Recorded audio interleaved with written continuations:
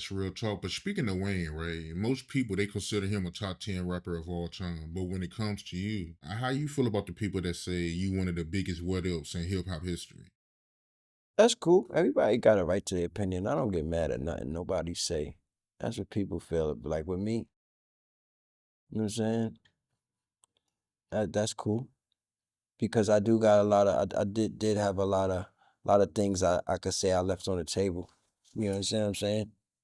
So you know, it was a lot of things I left on the table.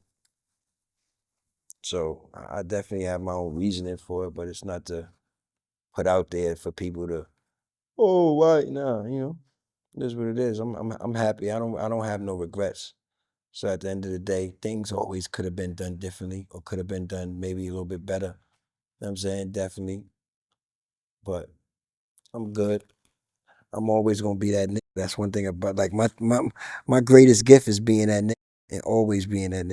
You know what I'm saying? Like, you know what I'm saying? Niggas can't be like me even 20 years, 30 years later, like niggas don't look like me, niggas don't like come on, man. These niggas is just but it's cool. Like I said, I'm not about excuses either, so I don't like to really, because anything you say is just an excuse. You understand what I'm saying? So I'm good off that too. Like I'm great at the end of the day. I'm in a great position. I'm still that nigga, so I can still do a lot of shit that niggas just can't do. I'm not, you know what I mean? I'm never irrelevant. You know what I'm saying? Like most niggas don't got the gift I got, so I'm just happy to, you know what I mean, still be blessed and still be able to, you know, be a nigga that niggas like you want to talk to. Nigga that you see how you said, well, that interview was good. You know what I mean? Niggas, you got to, you know what I mean? Just always being somebody that's, you know, a factor in this shit. You understand what I'm saying? No matter what. At one point, Jay wanted you, right? Yeah, it was a point where Jay wanted to, I mean, yeah, it was a point where Jay-Z wanted to fuck with me. Um, he would come in my sessions and shit like that and, just chill in the back, watch me record a couple times, gave me a few little pointers, you know what I'm saying?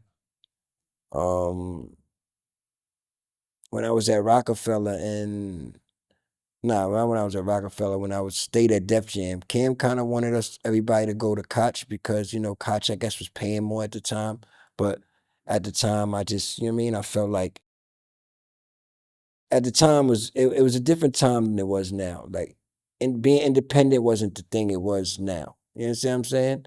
Back then, back then being independent was like because you couldn't get a deal. You understand what I'm saying?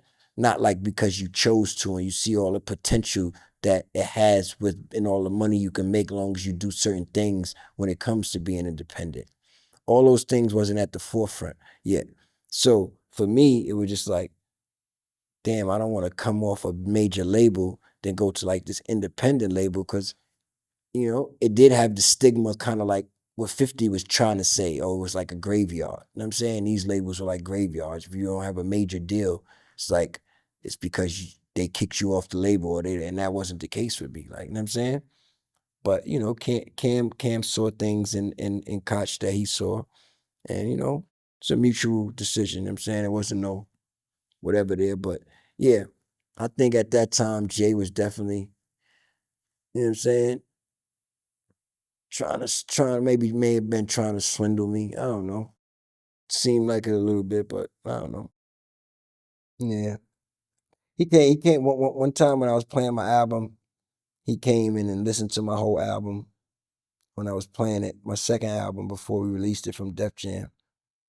You know what I mean? He kind of told me which records he thought should be my singles and shit like that. But he could have did that for everybody too. You know what I'm saying? But yeah, him and L.A. Reid, they called me down to the office. They wanted to listen to my album and, you know what I mean, get the rollout ready for my second album, which was what the game's been missing. You know what I mean? Which went platinum. So, you know, yeah. But nothing really happened. I stayed on Def Jam for a little more while and, things even in them buildings, that's when everything started switching. The game started changing. Labels started getting exposed for certain things. Everything started, you know what I mean? So I was always hip and I saw a lot of things before it even happened. You know what I'm saying? So I saw the whole label shit about to crash. You know what I'm saying? That's why me leaving Def Jam, it was like, I wasn't really tripping at that time. You know what I'm saying? Because I kind of saw it happen. I kind of saw it happen at that time. But even down to like, man, they were like down to just paying for your videos. Like I was one of the first niggas who paid for my own videos. Like my mic check video, I paid for that shit out of my pocket, bro. You know what I'm saying? And then built the label back. You know what I'm saying?